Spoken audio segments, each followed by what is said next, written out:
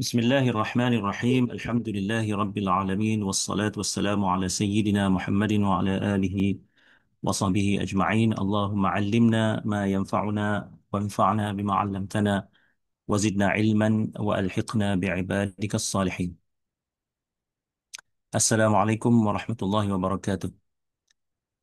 Pada hari ini kita akan sambung lagi um, bicara mengenai surah Yasin dan kita cuba pada hari ini untuk memahami ayat-ayat berikutnya daripada surah Yasin.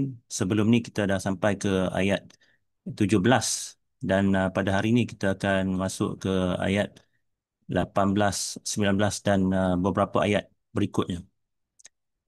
Jadi kita kena uh, patah balik sikit untuk kita nak recap, untuk kita nak ingatkan balik apa yang berlaku sebelum ini, apa yang berlaku dalam penceritaan yang diberikan dalam surah Yasin ni, iaitu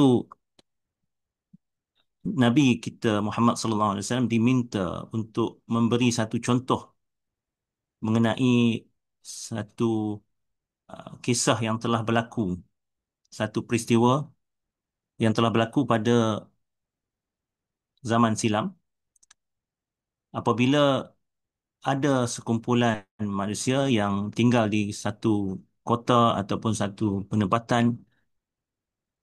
Mereka ni diberi peringatan tetapi mereka menolak. Mereka bersikap agresif terhadap utusan-utusan yang dihantar untuk menyampaikan kebenaran kepada mereka ni. uh, Rasul yang ada pada zaman itu mengutuskan mula-mulanya dua orang kepada penduduk kota tersebut. Kemudian mereka ditolak. Lantas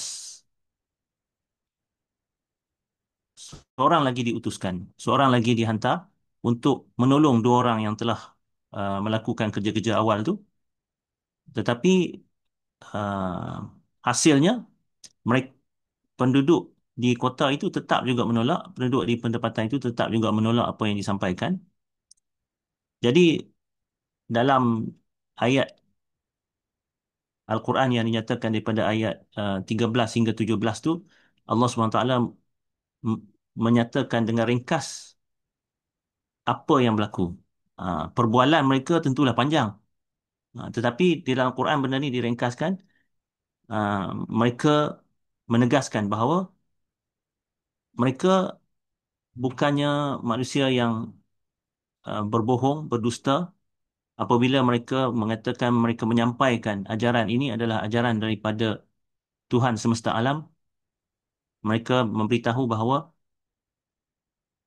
Tuhan yang mengutuskan Rasul pada zaman itu, iaitu Tuhan semesta alam, tahu bahawa mereka adalah orang yang benar.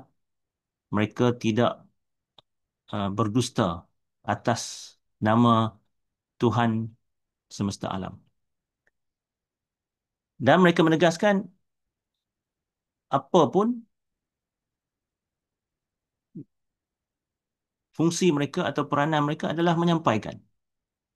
Tidak mungkin mereka dapat mengenakan paksaan ataupun ada kuasa yang boleh menyebabkan mereka dapat menundukkan penduduk-penduduk situ untuk menerima apa yang mereka nak sampaikan.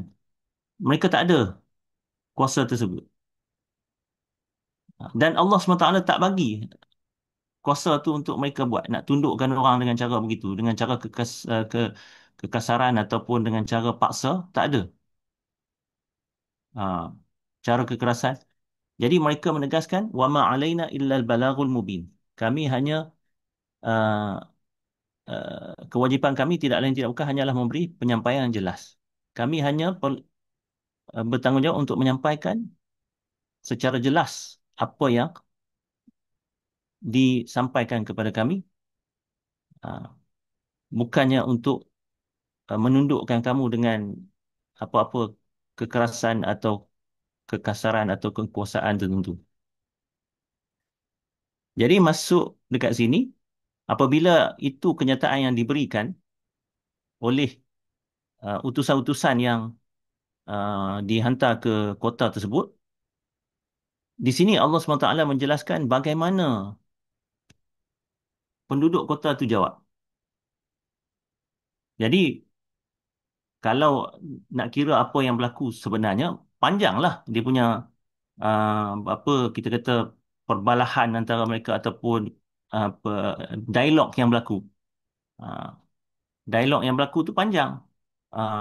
Mereka ceritakan satu hujah, cerita, lepas tu ditolak, dibagi tahu kata ini tak kena dan sebagainya, lepas tu bagi cerita yang lain ataupun bagi kisah yang lain, bagi hujah yang lain. Tapi Al-Quran merangkumkan secara ringkas apa jawapan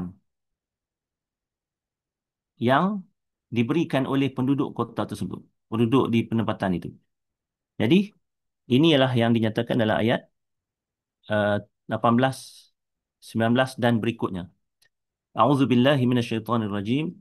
Qalu inna tatayyarna bikum la illam tantahu lanarjumannakum wa la yamassannakum minna azabun alim.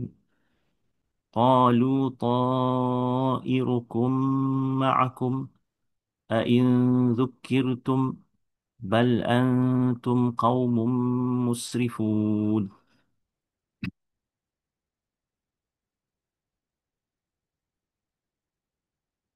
Jadi penduduk di situ katakan apa?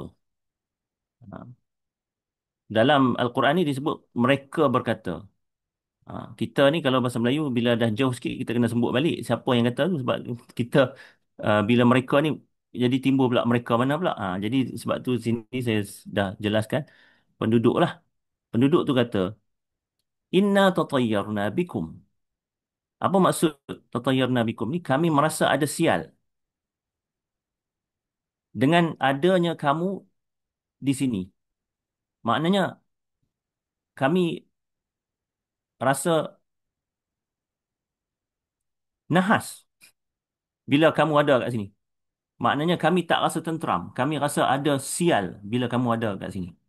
Kami sebelum ni hidup tenteram elok je apa. Sekarang ni bila kamu datang ni, ah, dah jadi macam kami rasa tak tenteram. Jadi kami rasa kamu bawa nahas. Atau kamu bawa sial. Sebab tu dia kata dalam ayat Quran ni, Inna tatayyarna bikum. Jadi Allah SWT menyatakan apa yang penduduk tu cakap. Jadi bila dia rasa kata kamu bawa nahas atau membawa sial, dia kata apa lagi? La illam tantahu. Ah, jika kamu tidak berhenti apa? Tidak berhenti bercakap lah. Penyampaian kamu ni. Lanarjumannakum. Kami akan rejam kamu. Jadi sekat sini nampak apa? Kalau katalah mereka contohnya, kami rasa kamu bawa sial. Lah ni, kamu diam sudahlah. Kami tak mau dengar dah. Kalau setakat itu pun, boleh tahan lagi. Bukan boleh tahan macam mana. Maksudnya, dia hanya menyatakan dia tak nak dengar. Tapi Al-Quran menyatakan bagaimana kerasnya uh, penduduk sini. Jadi bila kata keras ni, mereka ancam, mereka ugut. Sekarang ni bukan dia kata, kami tak mau dengar lah. Awak diam sudahlah. Kami tak mau dengar dah. Dia cakap macam tu saja. Adakah dia cakap macam tu saja? Al-Quran nyatakan bukan setakat itu. Mereka bertindak agresif. Mereka kata, kalau kamu tak berhenti cakap, kami akan rejam kamu. Rejam ni maksudnya apa? Lontarkan dengan objek lah. Contohnya kalau katalah rejam, mungkin diikat seseorang tu dekat pokok ke, ataupun ditanam kaki dalam tanah ke, kemudian rejam dengan batu. Rejam tu maksudnya lemparkan, lontarkan batu. Jadi satu bentuk siksaan lah. Hmm. Kemudian dia kata, rejam ni pula, dia bukan kata, kita kata sikit-sikit punya rejam. Maksudnya kalau katalah, apa ni, ikat kat pokok, ambil batu kerikil ke tu, lempar, kena kat kaki ke, kena kat badan ke, taklah teruk sangat. Memanglah sakit lah, tapi tak teruk sangat. Ini tapi dia, tengok ugutan dia ni, sangat keras. Sebab apa? Selepas daripada tu, dia kata apa? Wala yamassannakum minna azabun alim. Kami maksudnya nak cerita kata kami rejam ni, rejam betul-betul punya ni. Bukan rejam sikit-sikit. All out. Sebab apa? Kami akan rejam kamu dan kami pasti akan dan kamu pasti akan rasakan seksa yang perit dari kami, daripada kami. Wala yamassannakum minna azabun alim. Jika kamu tidak berhenti bercakap, kami akan rejam kamu dan kamu pasti akan rasakan seksa yang perit dari kami. Maknanya dia nak buat betul-betul punya. Ha, memang betul-betul nak bagi menyakitkan. Ha, kalau kata rejam tu bukan kata rejam bagi rasa sakit sikit-sikit itu kan. Memang betul-betul nak bagi kena teruk, terseksa dengan teruk. Bahkan kalau kita nak kita macam ni boleh hingga membawa kepada terkorbannya orang yang terkena dengan hukuman ni. Jadi maknanya tengok Al-Quran ceritakan ini situasi yang telah berlaku pada zaman dahulu. Jadi secara indirectnya menyatakan bahawa kamu wahai Quraisy, sekarang ni bila kamu bertindak agresif kepada Nabi Muhammad SAW, kamu telah mengulangi kesalahan orang yang terdahulu. Kamu ingat kamu saja ke yang perangai macam ni? Sebelum ni pun dah ada. Perangai angkuh, perangai sombong untuk menerima kebenaran ni. Okey. Kemudian Quran menyatakan jawapan Rasul ni. Jawapan utusan-utusan Rasul ni. Jawapan utusan-utusan Rasul ni, mereka orang yang membawa kebenaran. Dia tak ada nak melenting tak ketahuan. Menjawab dengan cara yang rasional. Jadi, mereka apa kata? Utusan-utusan tu jawab, Ta'irukum ma'akum. Malang kamu adalah pada diri kamu sendiri. Apa maksud malang kamu adalah pada diri kamu sendiri? Sekarang ni kamu kata kami bawa sial. Sekarang ni kami nak fahamkan kepada kamu, yang berdepan dengan bahaya ni, yang berdepan dengan nahas ni adalah kamu sendiri. Sebab nahas ataupun sial tu ada pada diri kamu. Apakah nahas dan sial yang ada pada diri kamu tu? Ini adalah bahasa kiasan lah. Benda yang membawa kamu kepada bahaya kepada diri kamu sendiri ni, perkara yang membawa kepada bahaya, kemudaratan kepada diri kamu sendiri adalah apabila kamu engkar dan angkuh daripada menerima kebenaran. Benda itu yang akan menyebabkan kamu nahas. Jadi benda tu ada kat kamu sendiri. Ta'irukum ma'akum. Maknanya dia nak sedarkan. Nahas tu kalau ada, sebenarnya ada pada diri kamu. Kamu sendiri yang perlu lepaskan diri daripada tu. Bukannya kami yang membawa nahas. Ha. Jadi kemudian soalannya diberikan. Mereka bertanya secara untuk nak bangki benda tu mereka sedar yang penduduk kota tu sedar. A'in zukir tu.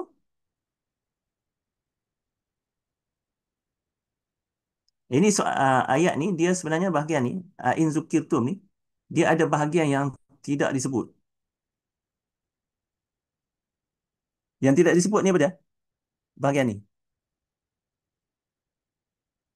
Ha. Jadi soalan tu macam separuh je. Tapi dalam bahasa Arab benda ni normal. Ada kalanya kalau katalah benda tu difahami, dia tak sebut bahagian kedua. Macam kalau kita cakap lah bahasa Melayu lah macam ni lah. Apa nama kamu? Kita pun jawab Sulaiman. Mengapa kita tak jawab nama saya Sulaiman. Boleh je nak jawab nama saya Sulaiman. Tapi dengan sebab apa nama kamu, kita jawab Sulaiman pun orang dah faham. Kita tak ulang dah. Nama saya Sulaiman. Contoh yang begitu. Tapi nama saya Badri lah. Okey. Tapi nak cerita je. Dalam bahasa Arab dan juga dalam mana-mana bahasa, ada kalanya, ada bahagian tertentu dalam sesuatu sentence, satu ayat, tidak disebut kerana orang yang dengar tu akan faham. Tapi bila benda ni dibawa kat kita, kita mungkin tak faham lah sebab kita orang Melayu. Jadi dekat sini, apa dia? In zukirtum ni sebenarnya dekat sini dah. Adakah ataupun wajarkah selepas kamu diberi peringatan? Soalan. Ha, Wajarkah selepas kamu diberi peringatan? Takat tu je kalau nak kira betul-betul ni dekat sini. Tapi maksud dia apa dia? Maksud dia yang ni, ada campungan ni. Wajarkah selepas kamu diberi peringatan oleh kami, kami dibalas dengan ugutan? Ini satu yang betulkah dari segi fikiran? Maksudnya rasional ke tak? Kami beri peringatan, kami cakap elok-elok, lepas tu kamu ugut kami. Menasabah kan ni? Ha. Jadi, wajarkah sebenarnya selepas kamu diberi peringatan oleh kami dibalas dengan ugutan? Jadi, mereka katakan, seterusnya, utusan-utusan ni kata apa? Bal antum qaumun musrifun. Kalau kamu buat macam ni, maknanya, memang benarlah kamu ni satu kelompok yang sudah keterlaluan. Kami cakap dan kami bagikan hujah, kami bagikan penyampaian. Kalau ada benda yang tak kena, tak kamu boleh patahkan hujah tu, silakan bagi tahu. Tapi sekarang ni apa yang berlaku adalah kamu tak patahkan hujah, kamu tak bincang, kamu tak tanya benda yang tak clear. Dengan sebab kamu tak suka dengar, kamu nak bertindak keras dan kasar kepada kami, agresif. Kamu nak seksa kami. Adakah ini satu tindakan yang wajar? Jadi kalau begitu, kamu ni sebenarnya adalah kelompok ataupun golongan yang sudah keterlaluan, musrifun. Jadi maknanya utusan-utusan ni cuba bagi mereka faham tindakan mereka ni tindakan yang wajar ke tak. Jadi maknanya kalau katalah mereka mereka menerima penyampaian secara elok, patutnya kalau ada bahagian tak clear tanya, ataupun kalau tak setuju bagi tahu tak setuju kerana apa. Tapi mereka telah bertindak uh, kasar, bertindak keras. Jadi yang utusan-utusan ini mengatakan, kalau begitu, cuba kamu fikirkan, kamu telah bertindak secara keterlaluan. Sebab tu dia kata kamu ni musrifun.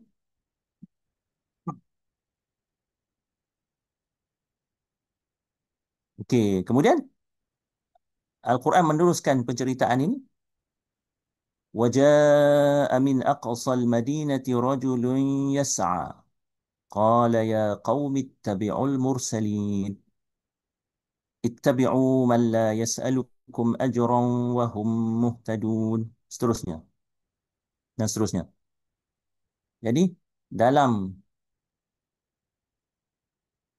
ketika berlakunya uh, apa dalam bahasa Inggeris kata altercation tu. Kawan ni mereka kata begini, kemudian yang hak utusan ni jawab celah-celah tu. Kita kata begitulah. Di tengah-tengah kekalutan itu, itu dalam Quran tak ada sebut lah. Tapi itu yang kita faham. Dalam keadaan berlakunya ni, datang seorang lelaki. Ja'a min aqsal madinati rajulun yas'a. Ada seorang lelaki bergegas. Yas'a ni datang dengan cepat. Bergegas datang dari hujung bandar.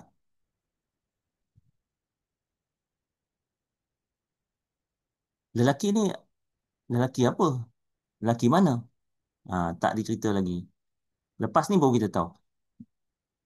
Okey, jadi lelaki ni, tapi saya cerita siap lah. Sebab kita nak cerita ni, saya cerita kat Zat. Bila lelaki ni, rupa-rupanya dia dah beriman. Maknanya, Rasul utuskan ke tempat tu ada 3 orang. Jadi 3 orang ni, kita boleh faham lah. Dia orang ada rancang lah. Kau ni pergi cakap kawasan ni, kau ni cakap pasal ni. Seorang lagi pergi cakap dengan kawasan ni. Jadi adanya, tentulah daripada salah seorang daripada mereka tu yang pergi ke hujung bandar. Ada satu kawasan yang hujung bandar tu. Dia sampaikan apa yang nak disampaikan tu. Dan di tempat tu ada orang yang menerimanya.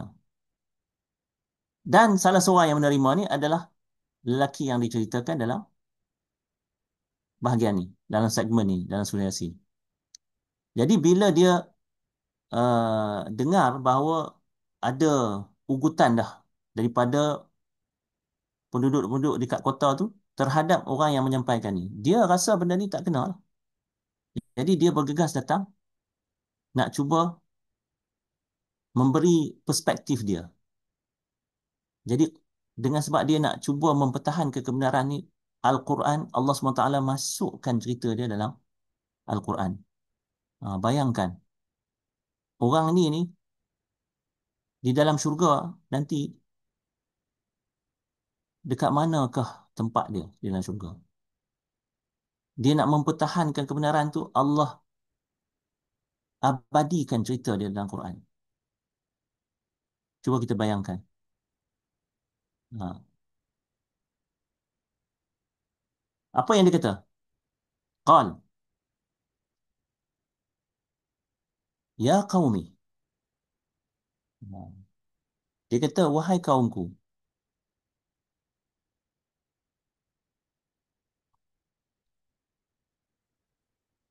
ittabi'ul mursalin. Ikutlah utusan-utusan ini. Kemudian dia bagi hujah, mengapa nak ikut? Ha. Seolah-olah dia nak beritahu, ikutlah utusan-utusan ni. Aku nak bagi tahu, mengapa mereka ni wajar diikut? Cuma dia tak sebut dengan ayat macam tu lah. Jadi Al-Quran menyatakan bahawa dia sebut macam ni. Ittabi'u man la yas'alukum ajran wa hum muhtadun. Ikutlah mereka ini yang tidak meminta apa-apa habuan pun dari kamu. Dan mereka pula merupakan orang yang berpandukan kebenaran. Maksudnya, berpandukan kebenaran ni apabila kita dengar apa yang mereka cakap, kalau kita fikir dengan fikiran yang waras, tak nampak benda yang tak kena. Maksudnya mereka di jalan yang benar, jalan hidayah. Muhtadun kita boleh kata dalam keadaan mendapat petunjuk daripada Allah SWT. Lepas tu, mereka ni adakah minta apa-apa habuan daripada kamu?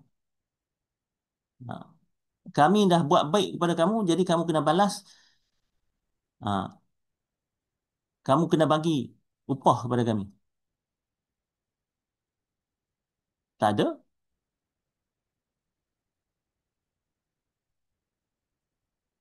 Jadi cuba kamu fikirkan. Mereka ni ada kepentingan ke? Seolah-olahnya macam dia nak cerita, mereka ni tak ada kepentingan apa-apa. Jadi, bila mereka tak ada kepentingan apa-apa, apa yang mereka nak sampaikan ni, cuba kamu fikirlah. Kalau katalah dia ada kepentingan, mungkin kita kata, kau nak um, suruh benda ni supaya kamu boleh dapat manfaat. Kami kena bagi upah kepada kamu ataupun kami kena jadikan kamu sebagai ketua dan sebagainya. Dan kamu dapat manfaat daripada kedudukan ni. Yang ni mereka tak tak minta semua hal. Okey, itu satu satu faktor. Lepas tu, dia pula nak cerita lagi. Yang mengatakan mengapa mereka ni berada pada jalan yang benar. Sebab mereka menyampaikan yang asasnya bahawa kita kena sembah Tuhan yang cipta kita. Kita kena sembah pencipta kita sendiri. Okey. So kalau kita sembah pencipta kita, benda tu tak logik ke? Benda yang sangat logik lah. Kalau kita lah, contohnya, orang yang berkuasa kepada kita, orang yang mencipta alam ini, orang ini kena balik, tarik balik perkataan orang tu. Jadi sebab apa? Sebab bila kita bercakap ni apa apa ni dari segi apa? Kita kata sesiapa tu kita kata orang kan. Yang ni Allah SWT bukan orang lah. Tuhan bukan orang ah. Kadang-kadang kita cakap ni dia uh, terkeluar benda macam tu maksudnya bukanlah secara literal ya. Maknanya yang menciptakan kita, yang menciptakan segala-galanya, yang beri kita segala nikmat, bukankah wajar untuk kita tunduk kepada dia? Sangat wajarlah. Ha. Kalau dalam kehidupan pun, ibu bapa kita yang membesarkan kita, kita wajar hormat kepada dia. Apatah lagi Tuhan yang ciptakan segala-galanya, termasuk diri kita sendiri. Jadi kalau kita nak tunduk kepada dia, ini satu yang logik. Kalau kita nak sembah dia, itulah yang sembah yang logik. Mengapa nak sembah berhala? Okey, jadi sebab tu dia dikata kat sini, "Wa ma liya la a'budu alladhi fatarani?" Adakah patut aku tidak sembah sesuatu yang telah menciptaku? Jadi maknanya sesuatu yang cipta aku sembah dia. Ini satu benda yang sangat tepat, sangat wajar, sangat jitu, sangat logik. Jadi yang kamu uh, angkuh tak mau terima asas ajaran ni, pasal apa?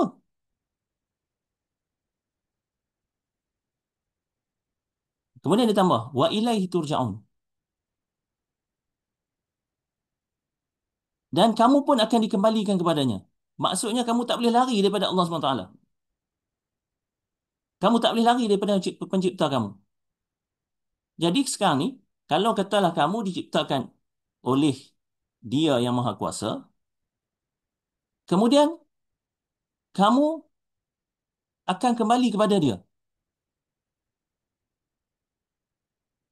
Jadi, bukankah itu bukankah satu yang logik untuk kamu tunduk kepada Dia, untuk ikut apa yang Dia kehendaki, untuk taat kepada Dia? Ha.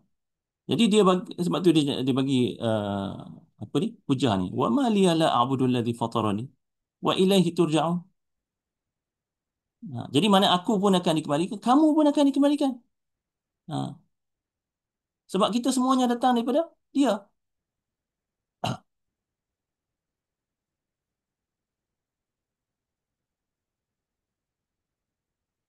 Kemudian dia tambah lagi hujah dia.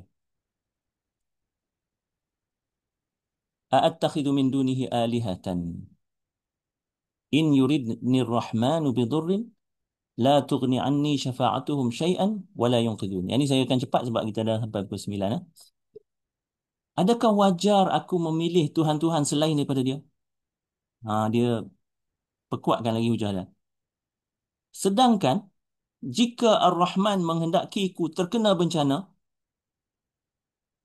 syafaat mereka, syafaat Tuhan-Tuhan yang lain yang disembah ni, yang macam berhala ke apa-apa yang disembah selain pada Allah SWT ni, syafaat mereka, maksudnya kalau mereka nak kita kata ambil jalan untuk nak halang kehendak Allah SWT, adakah mereka boleh halang? Ataupun mereka kalau katalah nak terkena bencana, Tuhan-Tuhan ni boleh bercakap dengan Allah yang Maha Esa dan kata, janganlah bagi terkena bencana kepada orang yang duk sembah aku ni. Boleh ke? Tak ada. Syafaat mereka maksudnya pe, uh, percubaan nak minta tolong lepaskan daripada bencana tu tak akan berguna sedikit pun. La tughni anni syafa'atuhum syai'an. Lepas tu kalau bencana tu nak kena dah, bolehkah yang kita Tuhan-Tuhan yang disembah ni berhala-berhala yang disembah dapat menyelamatkan aku, itu tak boleh. Fahamnya tak boleh. Ha. Adakah wajar aku memilih Tuhan-Tuhan selain daripada dia? Sedangkan jika Ar-Rahman menghendaki ku terkena bencana, syafaat mereka tidak berguna sedikit pun buatku. Dan mereka pun tidak boleh menyelamatkan aku. Jadi kalau mereka dah tak boleh nak berfungsi untuk menyelamatkan aku, tak boleh nak halang azab Allah SWT daripada aku, macam mana aku nak jadikan mereka sebagai Tuhan aku? Macam mana aku nak sembah mereka? Ha. Kalau aku buat juga, inni idzan lafi dhalalim mubin. Kalau aku buat juga begitu, memang betul lah aku dalam kesesatan yang nyata. Jadi dia tutup argumen dia. Dia tutup hujah dia. Dia kata apa? Sekarang ni aku nak bagi aku punya statement. Inni amantu bi rabbikum fasma'un. Aku beriman dengan Tuhan kamu. Tengok dia kata Tuhan kamu. Maksudnya, yang kamu duk sembah ni adalah Tuhan yang palsu. Tuhan kamu yang sebenar adalah Tuhan yang utusan-utusan ni minta kamu sembah dia. Iaitu Allah SWT ataupun Ar-Rahman. Ar-Rahman itulah Tuhan kamu yang sebenar. Jadi dia kata, aku beriman dengan Tuhan kamu, iaitu Ar-Rahman. Dialah Tuhan kamu dan Tuhan aku. Dan Tuhan semua. Fasma'un. Dengarlah aku. Maksudnya, dengarlah nasihat aku.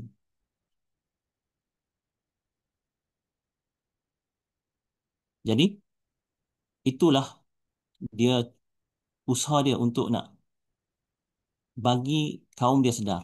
Supaya mereka menerima kebenaran. Jadi, apa yang berlaku kepada dia? Ini dalam pertemuan kita pada minggu depan, insya-Allah. Kita berhenti dekat sini dahulu pada hari ini. Wabillahi taufiq. Wassalamualaikum warahmatullahi wabarakatuh.